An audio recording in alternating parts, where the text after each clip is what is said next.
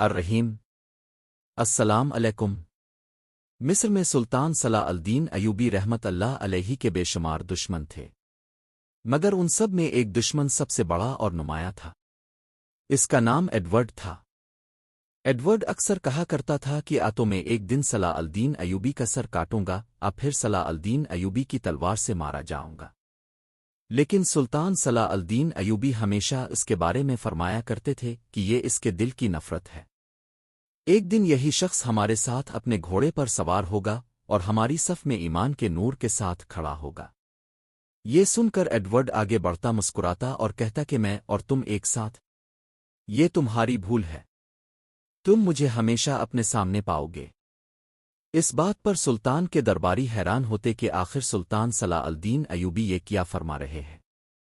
ایک ایسا شخص جو سلطان کا جانی دشمن ہے، وہ کیسے سلطان کے ساتھ ایک ہی صف میں کھڑا ہو سکتا ہے؟ مگر سلطان کی دور اندیشی پر کوئی سوال نہ اٹھا سکتا تھا، کیونکہ اس دور میں صلاح الدین ایوبی جیسا سمجھدار اور دور رس نگاہ رکھنے والا انسان کوئی اور نہ تھا۔ وقت گزرتا رہا اور کئی مقامات پر سلطان صلاح الدین ایوبی اور ان کے جانی دشمن ایڈورڈ کا آمنے سامنے مقابلہ ہوا۔ دونوں کے درمیان جنگ ہوتی، مگر کچھ دیر بعد ایسا موڑ آتا کہ دونوں ایک دوسرے سے جدا ہو جاتے۔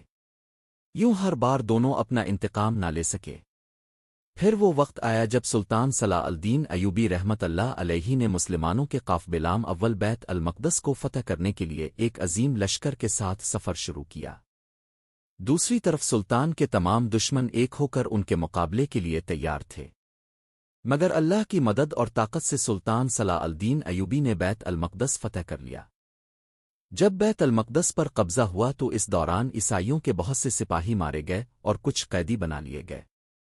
ان قیدیوں میں ایک حیرت انگیز بات یہ تھی کہ انہی قیدیوں میں ایڈورڈ بھی شامل تھا۔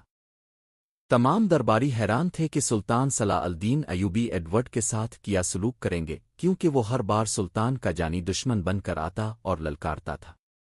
مگر سلطان نے ایسا فیصلہ کیا کہ سب دیکھ کر دنگ رہ گئے۔ سلطان نے فرمایا کہ نہ ایڈورڈ کو قید کیا جائے گا، نہ اسے زندان میں رکھا جائے گا، اور نہ ہی اس کا سر قلم کیا جائے گا۔ دربار کے لوگ اور زیادہ حیران ہو گئے۔ الف